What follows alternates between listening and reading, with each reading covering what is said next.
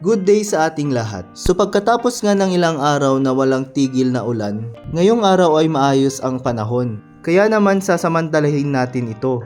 At since Sabado ngayon, maglo-long run tayo. Hindi kasi ako lumalabas tuwing linggo dahil pahinga ko iyon. At syempre family time at spiritual time ko yon. Pupunta tayo sa Siamsiam na kilala pagdating sa bibingka at buko pie. Yun ang target natin ngayon. Sana makayanan ko dahil ilang araw din akong hindi nakapag-jogging.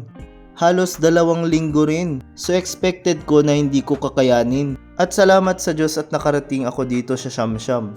So marami pala ang pwesto dito na nagbebenta ng bibingka, mga buko pie at iba pa.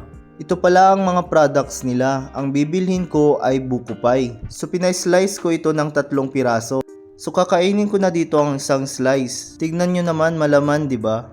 Masarap ang buko pie nila dito dahil hindi masyadong matamis. Pinabalot ko na pala ang 2 slice para maiuwi ko sa bahay. So pagkatapos kong kumain ay umuwi na rin ako. Hindi ko talaga maiwasang tumigil sa pwesto na ito dahil ang ganda talaga. So ayan, malapit na ako sa bahay. Ang 2 slice pala ay bibigay ko sa kasama ko dito sa bahay. Medyo lamog na kasi binulsa ko lang yan. Pero kahit lamog, masarap pa rin daw, sabi nila. Don't judge the book by its cover, diba?